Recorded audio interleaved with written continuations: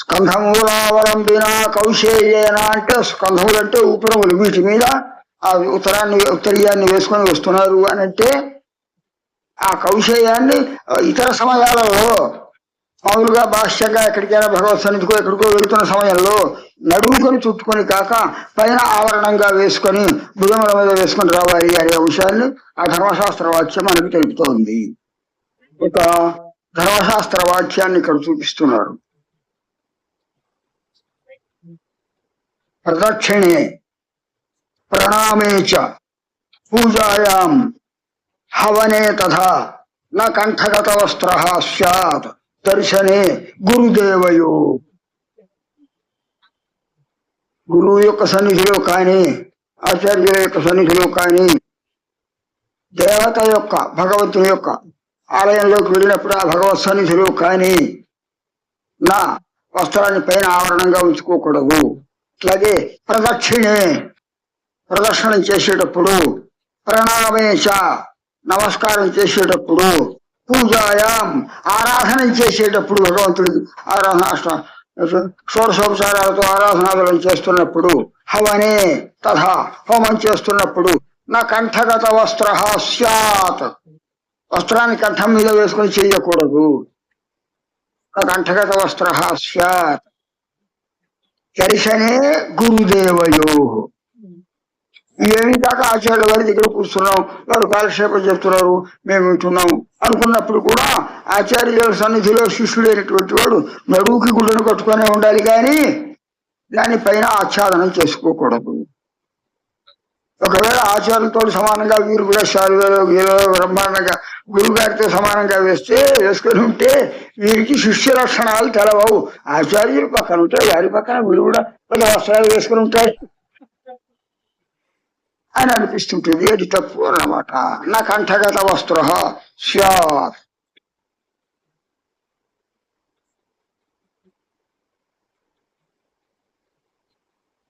కనుక స్కంధమూలావలంబిగా ఇప్పుడు దారిలో వెళ్తున్నారు అని దీన్ని బట్టి మనకు తెలుస్తోంది. తర్వాత మంత్రరత్నానుసంధాన సంతత స్ఫురితాధరం. ఇటువంటి దివ్యమంగళ విగ్రహంతో వచ్చినటువంటి వీరు ఆ బయలుదేరి నడిచి వెళుతూ కూడా అనవసరమైన ప్రసంగాలు చేయకుండా ఆ దుకాణం వేసి ఈ దుకాణం వీళ్ళు ఎవడో కొత్తగా బాగా కట్టాడే అదేనో ఇదేనో కాకుండా వారు వెళ్తున్నప్పుడు కూడా నిత్యము నారాయణ శరణం శరణం నారాయణ అని పెదవులను ఆడిస్తూ తాము ద్వయమంత్ర అనుసంధానం చేస్తూ వెళ్ళాలి అనే అంశం అక్కడ సూచిస్తున్నారు. మంత్రరత్న అనుసంధాన సంతత స్ఫురితాధరం. సంతతము మంత్రరత్నానుసంధానం చేస్తూనే వెళుతున్నారు తప్ప అనవసర ప్రసంగాలను చేయటం లేదు. తదర్థతత్వ నిధ్యాన సన్నద్ధ పులకోద్గమం. అందులో ఒక్కొక్క పదం చేత బోధింపబడినటువంటి విశేషాలు స్వారస్యాలు తమకు తమ ఆచార్యులు వేడిచి చెప్పారో అవన్నీ మర్చిపోకుండా ఒక్కొక్క పదంతో ఆ విశేషాలన్నింటినీ మనస్సులో తలంచుకుంటూ ఎంత గొప్ప పదం, ఎంత గొప్ప విశేషం ఈ మంత్రంలో ఉంది అని తలంచుకున్నప్పుడల్లా వారి శరీరంలో రోమాంచాలు వస్తున్నాయి సంతోషం చేత. తదర్థ తత్వ నిధ్యాన సన్నద్ధ పులకోద్గమం. వైష్ణవుడు అంటే ఎవరు అన్నారు ఒకరు పెద్దలు. ఎవరు పెద్దలు? ఎవరిని దర్శించాలి? భగవంతుడిని దర్శించాలి అందరూ అంటుంటారు. శాస్త్రం కూడా అదే చెప్తోంది. ఆత్మావా అరే ద్రష్టవ్య శ్రోతవ్యో మంతవ్యో నిధ్యాసితవ్య.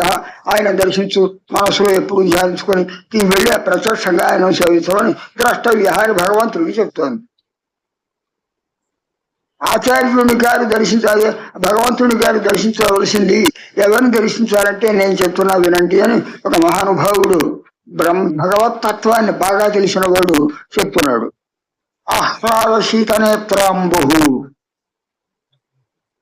పులకీకృత గాత్రవాన్ సదా పరగుణావిష్ట ద్రష్టవ్య సర్వదేహిభి.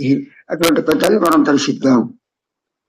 భగవంతుడు ఎప్పుడు మనకు దర్శనమిస్తూనే ఉంటాడు. ఆయన కదలడు, మెదలడు, మాట్లాడడు. చేద్దాం, శాస్త్రంలో చెప్పినట్టుగా ఆయనకి నమస్కారం చేద్దాం. ఆయన కంటే ఎక్కువగా మనకు దర్శనీయులు ద్రష్టవ్య దర్శింపదగినటువంటి వారు ఎవరు అంటే ఆహ్లాద శీత నేత్రాంబు. ఏదో పాసురాలలో ఉండేటువంటి విశేషాలను చదువుతుంటే ఆనంద బాష్పాలు రావాలి వారికి. పులకీకృత గాత్రవాన్ అందులో ఉండే విశేషాలను తలుచుకుంటుంటే రోమాంచాలు రావాలి. సదా పరగుణావిష్ట ఆ చెప్తున్నప్పుడు ఎంత టైం అయిపోయిందో అని అనుకోకుండా ఎంత టైం ఎంత అయిపోయింది అని కూడా తెలవకూడదు. నిరంతరంగా అదే భగవంతుని యొక్క గుణాలలో మునిగిపోయి తేలుతుండాలి. సదా పరగుణావిష్ట ఇటువంటి మహాచార్యులు ఉన్నారే ద్రష్టవ్య సర్వదేహిభి అటువంటి మహానుభావుని అందరూ దర్శించాలి. మనవాళ్ళ మహముల యొక్క ఆకారం ఆ విధంగా ఉన్నది, అందుకోసం వారిని దర్శిస్తున్నామని వీరు చెప్తున్నారు. మంత్రరత్నానుసంధాన సంతక స్ఫురితాధారం మంత్రరత్నాన్ని అనుసంధిస్తున్నారు. ధ్యానులో ఉండేటువంటి అర్థాన్ని తలంచుకున్న కొద్దీ వారి శరీరంలో ఏమిటో వణుకు, ఆనందంతో, సంతోషంతో రోమాంచాలు వస్తున్నాయి, కన్నీళ్లు కారుతున్నాయి, బదారులు వెళుతున్నాయి. కానీ ద్రష్టవ్య సర్వదేహిభి అనే ఆ శ్లోకంలో చెప్పబడినటువంటి లక్షణాలు మనవళ మహాములలో సంపూర్ణంగా ఉన్నవి అని వర్ణిస్తున్నారు ఈ ఆచార్యులు గారు. సదా పరగుణావిష్ట ద్రష్టవ్య సర్వదేహిభి.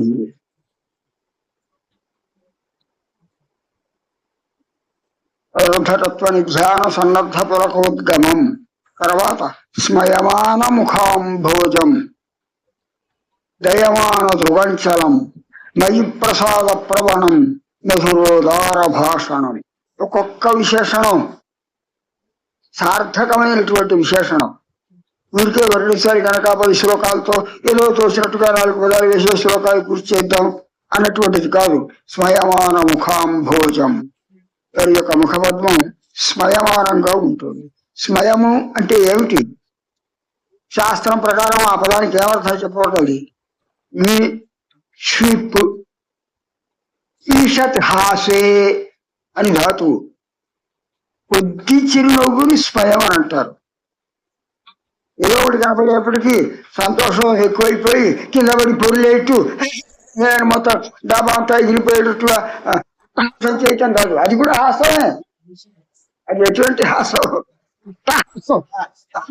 ఆ అట్టహాసం కాదు. స్మయమాన ముఖాంబుజం చిరునవ్వుతో కొంచెం నవ్వుతున్నట్టుగా ఉండాలి. అట్లాగని చెప్పి కోపంతో చూస్తున్నట్టు కనపడకూడదు. ముఖంలో భయంకరమైన ఆకారం కనపడకూడదు. చిరునవ్వుతో అందరినీ ఆహ్లాదపరిచేటటువంటి ముఖకాంతి కలవారై ఉన్నారు మనవళ మహా.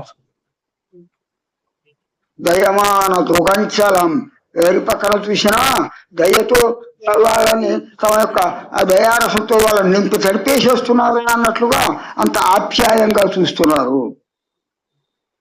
అందరికంటే ఎక్కువగా మయి ప్రసాద ప్రవణం. ఏమిటి వేళ మన గోష్ఠిలో మన శిష్యుడు వచ్చాడా లేదా ఇరుండి తప్ప అని నా కోసం వెతికి నన్ను చూస్తుంటారు వారు. మయి ప్రసాద ప్రవణం మధురోదార భాషణం. మాట్లాడుకుంటే అతి మధురంగా ఉంటుంది, ఉదారంగా ఉంటుంది. మృదువైన మాట, కఠినంగా ఆర్భాటంగా మాట్లాడటం కాదు, గట్టి స్వరంతో మాట్లాడటం కాదు, అసలే మాట పితలకుండా కూడా మాట్లాడటం కాదు. ఏ మాటను వింటుంటే శ్రవణేంద్రియాలకి ఆనందం కలుగుతుందో అట్లా మధురమైన మాట. ఆ మాటల్లో కూడా అర్థం నిండి ఉండాలి. ఉదార భాషణం. ఉదార భాషణం అంటే ఆ ఒక్కొక్క మాటని అంత అర్థవంతంగా మాట్లాడుతున్నారు ఈ ఆచార్యులు. మీ ఇంట్లో అందరూ కూడా క్షేమంగా ఉన్నారా? మీ పిల్లవాళ్ళ తిరువారాధన బాగా జరుగుతుందా అని అడుగుతున్నారు. ఆయన ఇంకో విషయాలు వారు ఎవరు అడగరు. అంటే సాంప్రదాయికంగా ఎటువంటి ప్రశ్నలు వేయాలి శిష్యుల గురించి, అతను అవన్నీ తను సరిగ్గా పరిపాలిస్తున్నాడా లేదా అని అతని దగ్గర నుంచి ఆ వార్తలను తాము ఎట్లా గ్రహించాలి, అటువంటి ప్రశ్నలతో ఉదారమైనటువంటి సంభాషణ చేయటం మనవళ మోహముల యొక్క సహజమైనటువంటి స్వభావం. మధురోదార భాషణం.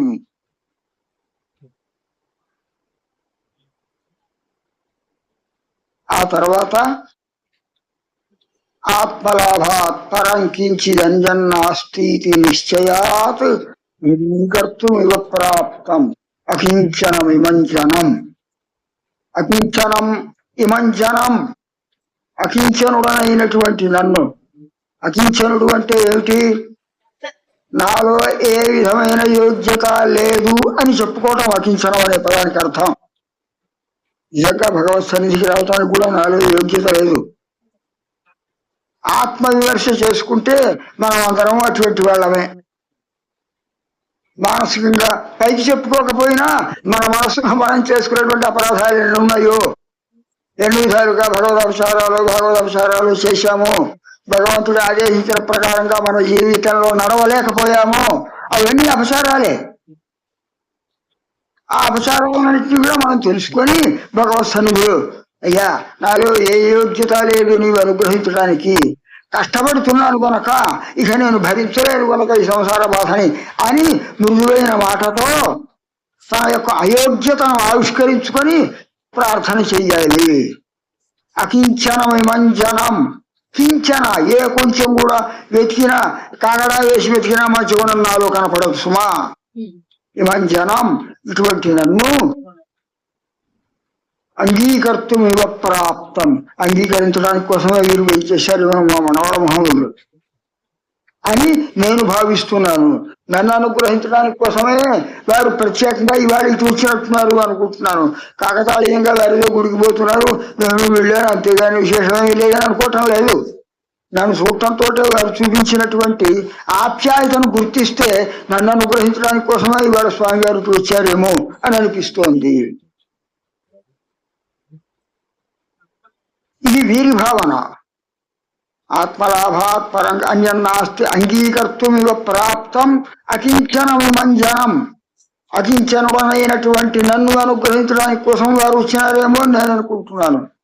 వారేమనుకుంటున్నారు, ఇవాళ ఒక కొత్త శిష్యుడు నాకు దొరికాడు, చాలా ఆర్తితో వచ్చాడు, ఆ ఆర్తిని చూపించుకుంటున్నాడు, దుఃఖిస్తున్నాడు, ఇక నన్ను ఉద్ధరించేవాడు దేవరవారు కాకపోతే మరెవరు స్వామి అని అంటూ మాటికి నమస్కారం చేస్తూ ప్రదర్శనాలు చేస్తున్నాడు. ఇటువంటి వ్యక్తి దొరికినందుకు వీడిని శోధిస్తే, వీడిని యోగ్యునిగా మనం సంస్కరించి పంచ సంస్కారాలను కలిగించి భగవత్ కైంకర్యానికి తగిన వ్యక్తినిగా తయారు చేస్తే ఆ పరమాత్మ కూడా సంతోషిస్తాడు. ఇటువంటి వ్యక్తులే మనకు కావాలి, వాళ్ళని మనం బాగు చేయాలి. మన జీవితం ఉన్నందుకు ఫలితం ఏమిటి అని అంటే అని ఈ విధంగా ఆచార్యులు భావించాలి. ఒక ఆత్మ దొరికితే ఎవడో ఆర్తుడుగా తనను వస్తే నాకు అవకాశం లేదురా ఇంకో ఎక్కడికైనా పో అని తన సుఖాన్ని చూసుకొని వచ్చినటువంటి శిష్యులను త్రోసిపారవేయకుండా అటువంటి ఆత్మ వచ్చాడు అని అంటే ఒక అమూల్యమైన వస్తువు నాకు దొరికింది ఇవాళ, వాడిని సంస్కరిస్తే నేను ధన్యుణ్ణైనట్టే అని ఆచార్యుడు భావించాలి. ఆత్మలాభాత్ పరం కించిద్ అన్యం నాస్తి నిశ్చయాత్, అకించన నిశ్చయాత్ అంగీకర్తుమివ ప్రాప్తం అకించనమివంజనం.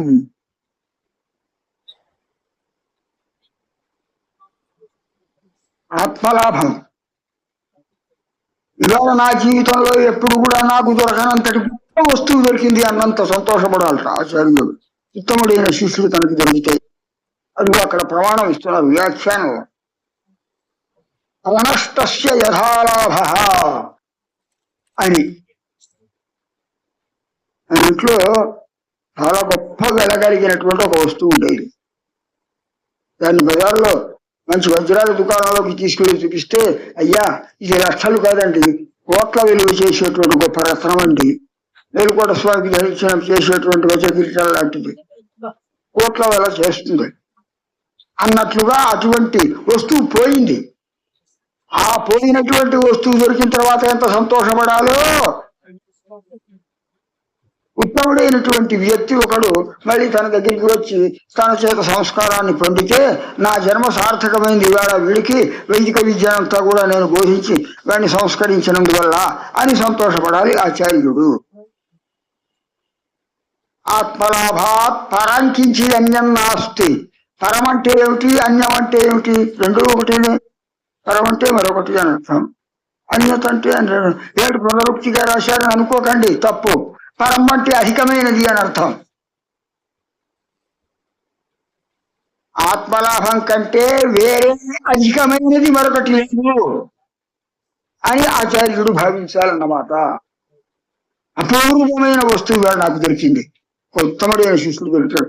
లక్ష్మణుడికి ఎట్లాగైతే రామచంద్ర స్వామికి సేవ చేస్తూ నాకు అట్లా సేవ చేసేటువంటి సూర్యుడు దొరికాడు. వాడికి నేను కావలసినటువంటి యోగ్యతలన్నింటినీ కలిగించి వాడిని భగవత్ శేషభూతునిగా సమర్పిస్తాను అని అనుకోవాలి. ఇదే వరవరమణ శతకంలో, ఇందాక చెప్పినటువంటి వరవరమణ శతకంలో ఒక చోట నవల మహాముడు అస్మాద్భూయస్, నేను చెప్పినట్టున్నాం కూడా, అస్మాద్భూయస్త్వమసి వివిధాత్మన శోధయిత్వా పద్మాభర్తు ప్రజీనమిహ ప్రేషయన్ ప్రాహృతాని. స్వామి దేవరవారు రోజు కొత్త వాళ్ళు వస్తున్నారు. ఆ వచ్చినటువంటి కొత్త వాళ్ళందరూ నవల మహాములతో లోకానంతా కూడా మొత్తం వచ్చినటువంటి వారిని అందరినీ కూడా పరమపరవాసులైన నిత్య పురుషులతో సమానంగా సంస్కరిస్తున్నారట. వారిని ఆశ్రయించినటువంటి వారికి ఇక మోక్షమే తప్ప దుర్గతి లేదుట అని ఇంతమంది వస్తుంటే వీరందరినీ మీరు సంస్కరించి భగవంతుడికి కావలసినటువంటి సేరాన్ని పంపిస్తున్నారు భగవంతుడి యొక్క సేవను చేయటానికి కోసం. ప్రాహృతం అంటే కానుక. అక్కడ పరమపదంలో ఏం చేసి ఉండేటువంటి వైకుంఠనాథుడికి ప్రతిరోజు కొంతమంది ఆత్మలను శోధించి మీరు కానుకలను పంపిస్తున్నారు వీళ్ళందరినీ అని ఆ వరవమ శతకంలో ఒకటి చెప్తారు. అట్లాగా నాకు ఇటువంటి వ్యక్తులు లభించడం ఆత్మలాభం అని భావిస్తున్నాను అని చెప్పి సంస్కరించేటటువంటి స్వభావం కలవారు దేవరవారు. ఆత్మలాభాత్ పరం కించిదన్యన్నాస్తి నిశ్చయాత్ అంగీకర్తుమివ ప్రాప్తం అకించన విమంచనం. ఎందుకు గడిచిరానటువంటి నన్ను కూడా సంస్కరిస్తున్నారు. ఆ సంస్కరించేటువంటి గొప్ప ప్రభావం దేవరవారిలో ఉంది, ఇంకెవరిలోనూ లేదు. అందరి ఆచార్యులకు శిష్యులను సంస్కరించాలి అనే అభిప్రాయం ఉండదు. ఆచార్యులు రెండు రకాలుగా ఉన్నారు అని మనకి చమత్కారంగా చెప్తారు. శిష్యుల యొక్క చిత్తాపహారకులు కొందరట. చిత్తం అంటే మనస్సు. బాగా ఉపదేశించి ఇటువంటి మహానుభావులు నాకు దొరికారు అని ఆనందపడేటట్లుగా శిష్యుల యొక్క మనస్సును ఆకర్షించేటువంటి ఆచార్యులు కొందరు ఉంటారు. మరొక కొందరు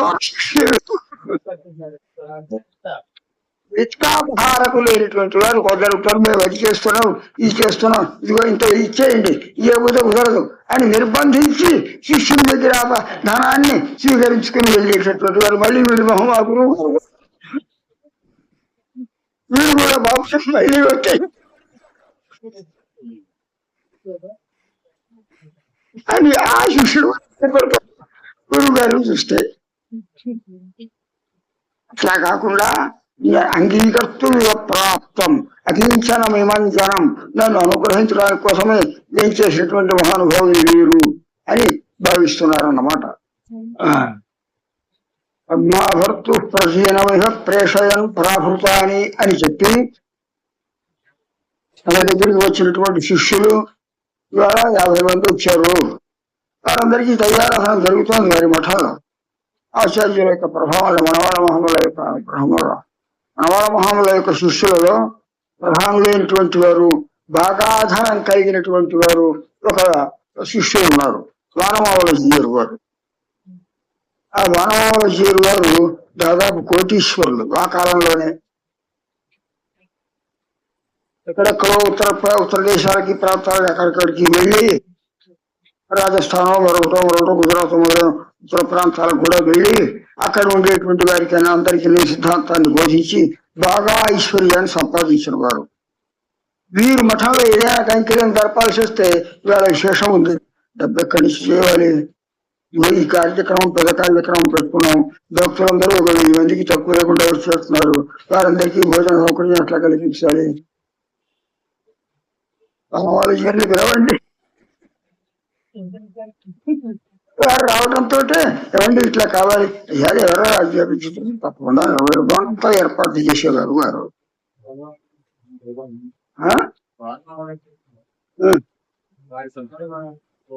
మనోహర శిష్యులు మొదటి వారు ఆయనే. ఆ తర్వాత అంతకుముందు లేదు. అక్కడ ఏర్పాటు చేసుకున్నారు ఆ మఠం. ఇప్పుడు కూడా వానవాడ మఠానికి వెనకాల ఒక పెద్ద చెరువు ఉంది, పాకాల చెరువు, అంత పెద్ద చెరువు.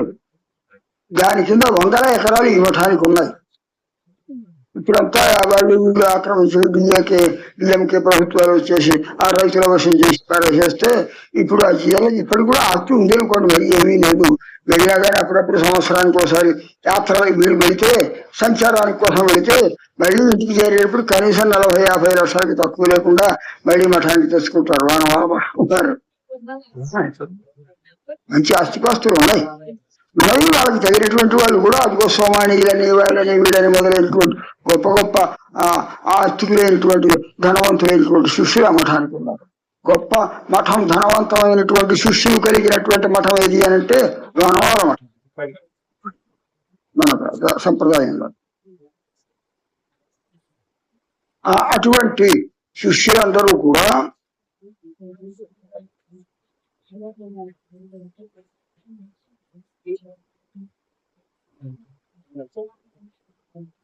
తర్వాత ఇటువంటి సంపూర్ణముగా వర్ణింపబడినటువంటి ఈ ఆకారం కలిగినటువంటి మనవాళ్ళ మహమ్మల యొక్క స్వరూపాన్ని చెప్పుకొని కీర్తించి నోరారా కీర్తించి మంత్రోత్సవం ధ్యాన సన్నద్ధ స్ఫురితాధరం తదర్థత్వం ధ్యాన సన్నద్ధ పురకోద్గమం మయమానముఖాం భోజం దయమాన ధ్రువంచలం వై ప్రసాద ప్రవణం మధురోదార భాషణం ఆత్మలాభాత్ పరం కించిదన్యన్నాస్తి నిశ్చయాత్ అంగీకర్తుం యత్ప్రాప్తం అకించన వివంచనం. నన్ను అనుగ్రహించాలి ఈ విధంగా అకించన వివంచనం. తర్వాత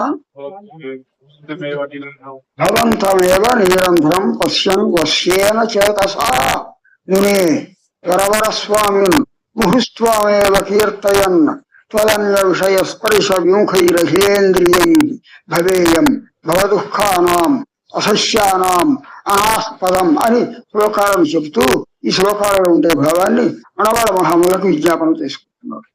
ఈ యొక్క దినచర్యను వర్ణించబోతూ దేవవారి యొక్క వైభవాన్ని దర్శించిన తర్వాత నాకు కలిగినటువంటి ఆనందాన్ని ఏదో ఈ మొట్టమొదట 8-10 శ్లోకాలతో విజ్ఞాపన చేసుకుంటున్నాను.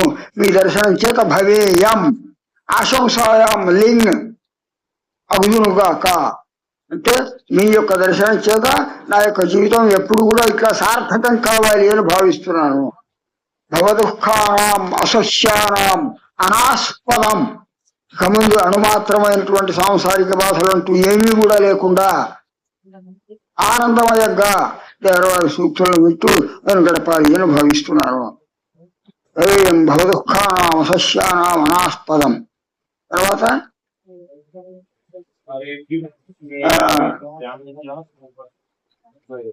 అది అక్కడి నుంచి అసలు దినచర్య ఆరంభం అవుతుంది అని అన్నాం. ఇక్కడ అంగీకర్తుమివ ప్రాప్తం అకించన వైవంచనం భవంతమేవ నిరంతరం పశ్యన్. గడతగకుండా రెప్పలు కూడా వాల్చకుండా నీ యొక్క నిజముల విగ్రహాన్నే చూస్తూ పశ్యన్ వశ్యేన చేతసా మనస్సును కూడా ఇక్కడే నీ యొక్క దివ్య రూపంలోనే లగ్నం చేస్తూ వరవరస్వామిన్ ముహుస్వామేవ కీర్తయన్ జయ జయ మనవర మహములకు జై అని ఈ యొక్క నామములతో జయ శబ్దంతో కీర్తిస్తూ